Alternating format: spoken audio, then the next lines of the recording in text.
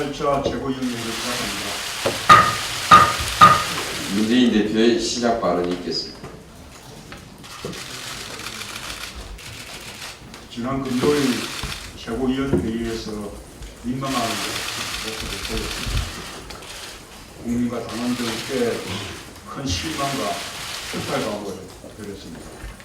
당을 대표해서 깊이 사과드립니다.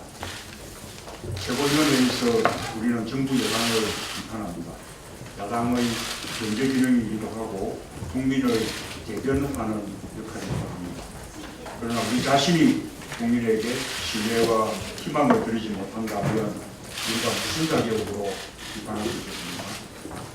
우리 스스로 부끄럽게 여기면서 새로운 모습으로 거듭나는 계기로 삼겠습니다. 최고위원회의 모두 발언은 대표와 최고위원들의 개인적인 발언이 아닙니다. 당을 대표해서 국민들께 드리는 발언입니다. 그런 만큼 당의 입장에 서서 더 공감받을 수 있는 언어와 정제된 톤으로 발언해 줄 것을 확실히 강조드립니다. 이번 재보선의 패배는 청와대와 새누리당의 독선적인 국정 운영과 그로 인한 국정 실패를 제대로 견제하지 못하는 결과가 됐다는 점에서 더욱 쓰라립니다. 이렇게 어려운 때일수록 우리 당의 단합이 절실합니다. 오늘 주승용, 정청래 최고위원이 최고위원회의에 참석하지 못했지만 문제를 풀기 위한 성인의 노력이 지금 이 시간 진행 중에 있습니다. 주승용 최고위원이 하루빨리 당무에 복귀해서 당의 단합을 위해 노력해 주시길 바라지 않습니다. 최고위원이 최고위원회에 참석하고 역할을 다하는 것은 권리가 아니라 의무라고 생각합니다. 최고위원직을 출마하고 당선됐을 때 당선자로서 그 의무를 부여받고 약속한 것입니다. 특히 주승용 최고위원은 호남을 대표하고 대변하는 대단히 중요한 역할을 하고 있습니다. 오늘도 주승용 최고위원이 참석하지 않은 빈자리가 매우 큽니다. 성당 구차의 마음으로 당을 먼저 생각해 주시기 바랍니다. 패배의 고통보다 더 아픈 것은 패배한 것도 모자라 당내 분열과 갈등으로 국민들께 더 큰 실망을 안겨드리는 것입니다. 그 모습이 친노민호, 친노백분주의라는 분열의 프레임입니다. 그 프레임을 넘어서지 못하면 우리에게 희망이 없다고 생각합니다. 제가 감히 당대표가 돼서 사심없는 공정한 당 운영으로 기필코 그 프레임에서 벗어나야겠다는 결심을 하게 된 것도 그 이유 때문입니다. 전당대회 이후 저희의 그런 노력이 어느 정도 성과를 거두는 듯했습니다. 그러나 재보선 패배로 원점으로 되돌아간 것이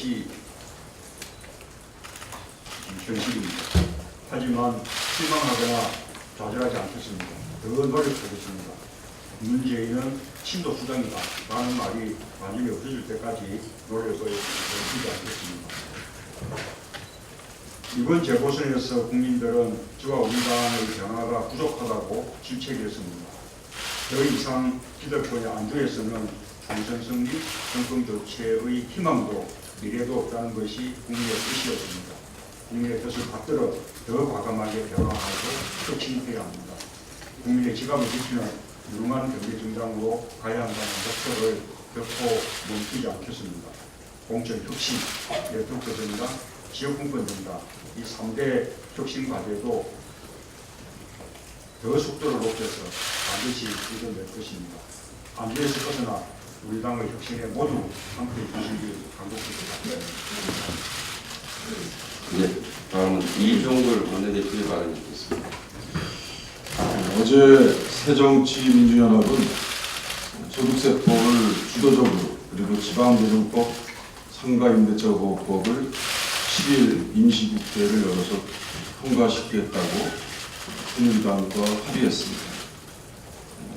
앞으로 더 필요한 법에 관해서 13, 14, 15 어느 때라도 준비하겠습니다. 잘 아시지 않습니까? 이번 연말정산 소득세법은 지난 6일 새누리당의 합의로 통과되지 못한 법안입니다. 박근혜 정부가 빚내서 경제 살리겠다는 경제 파탄 정책과 대기업 감세 조세 정책이 몰고 온 서민 증세 폭탄, 이것이 바로 연말 정산 소득세법 파동입니다. 박근혜 정부와 새누리당은 대법관 임준환을 새누리당이 단독으로 통과시키고 공무원 연금 합의하는 소득세법과 같은 중요한 민생 법안이 있었음에도 불구하고 연계시켜서 국회를 지난번 파행시켰습니다. 정권을 위한 법안을 통과시키고 국민을 위한 법안은 무산시켰습니다. 이제 우리가 5월 10일 그리고 그 이후에 이어지는 임시국회 개최를 합의한 것은 박근혜 정부가 서민에게 지름길을 우리 야당이 끄기 위해서였습니다. 민생을 위해서 제가 양보했습니다. 하지만 아직 갈 길이 멉니다. 첫걸음은 내딛었습니다. 그러나 중요한 것은 합의 존중과 신뢰입니다. 이번 협상을 시작으로 새누리당이 신뢰 정치가 이제 나오기를 기대합니다. 어제 새누리당과 협상한 세월호 특별법 시행령과 관련해서는 상임위인 노회 수위와 추후 협상 과정에서 특단의 조치가 있어야 합니다. 박근혜 대통령은 유가족과 특별조사위원회의 반대에도 불구하고 진상조사 회피용 세월호 특별법 시행령을 일사천리로 국무회의에서 통과시켜버렸습니다. 어제 유 대표께 들은 얘기는 대표께서 일주일만 연기시켜달라고 하는 간곡한 천언에도 불구하고 국무회의에서 통과시켰다는 얘기입니다. 세월호 참사 이후 철저한 진상조사와 국가개조를 말하면서도 TV 앞에서 흘렸던 박 대통령의 눈물이 정말 이게 진짜 눈물이었는지 악어의 눈물이었는지 의심스러울 수밖에 없는 대목. 우리 야당은 세월호 참사에 대한 철저한 진상조사를 위해서 세월호 특별법 시행령 문제점을 국회에서 다시 철저하고 따지고 재논의해서 특단의 조치가 이루어지도록 하겠습니다. 이것을 유승민 대표와 합의했습니다. 또한 이번 합의에서 여야는 공무원연금법 개정과 공적연금 강화에 대해서 지난 2일 합의안을 존중하고 계속 논의하기로 했습니다. 이 합의안 국민연금 소득대체율 50% 인상안을 명시한 것은 국민 대탈 기구에서 공적연금 강화라는 사회적 공감대가 있었기 때문입니다. 유승민 대표는 마치 대표가 협상한 실무안 따로 되어 있는 것을 근거로 대표 협상안을 지켰다라고 사실상의 개변을 하고 있으나 그 당시에 양당 대표가 합의 사인한 것은 실무 협상안에 명시되어 있는 50% 소득 대체율에 대한 보증과 확인을 하는 의미에서 사후에 서로 서명하고 합의한 것입니다. 그렇기 때문에 실무 협의안이 대표가 한 합의안에 비해서 처지거나 일체적인 합의안이 아니다라고 하는 주장은 유승민 대표가 뭔가 오해하고 있다는 충고를 드립니다. 지난 7일 보건복지부에 따르면 지난해 12월 기준 노령연금 조기 수령자가 44만 명, 지난 2010년 21만 명, 6천 명이 좀 넘습니다만에 비해서 5년 새 2배 이상이 늘었다는 얘기입니다. 그리고 청년 실업과 장년층의 은퇴에 따른 생활고가 노인빈곤으로 연결되는 악순환이 이어지고 있는 실정입니다. 대한민국 어르신 2분 중 1분은 빈곤에 신음하고 있지 않습니까? 한국노동연구원 참고에 의하면 우리나라 65세 이상 어르신의 빈곤율이 50%에 육박하고 있습니다. OECD 회원 평균 12.4%보다 무려 4배입니다. 어르신들이 빈곤과 생활고 때문에 벼랑 끝으로 몰리고 있는 이런 상황에서 기초생활 수급의 사각지대를 완화하고 국민연금의 노후소득 보장 기능을 강화하기 위한 국민 대타협기구에서 오랜 시간 동안 합의를 통해 만든 것이 국민연금 소득 대체율 50%. 이것은 기준으로서 포기될 수 없는 기준입니다.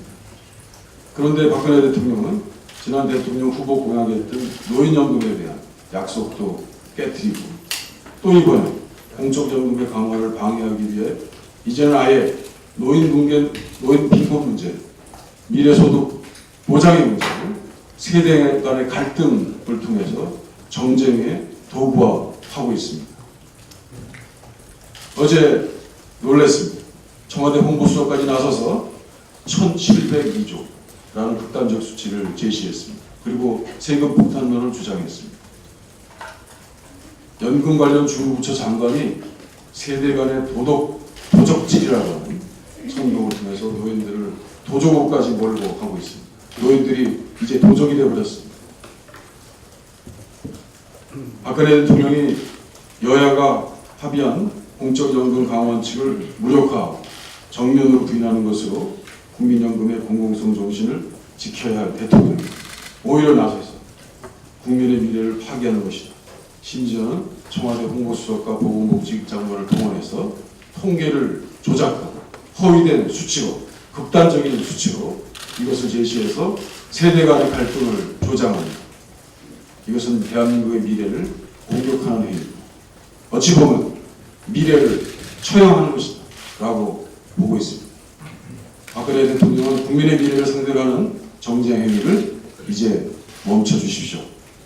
지금 필요한 것은 공적연금 강화를 통해서 국민의 노후소득을 튼튼하게 보장하는 것입니다. 이것이 국민을 지키는 길입니다. 마지막으로 여야가 신뢰를 쌓기 위해서 필요한 것은 말 대 말, 행동 대 행동의 원칙입니다. 의례적인 주례효동이 중요한 것이 아니라고 생각합니다. 여야 대표 간에 서로 약속을 지키고 야당을 존중하는 그런 국회 존중 생각과 행동이 적극적인 조치로 선행되어야 할 것이라고 생각합니다. 이상입니다. 네, 다음은 유승희 최고위원의 발언 듣겠습니다. 예, 지난주 최고위원회에서 제 의도와는 달리 심려를 끼쳐드려서 죄송합니다.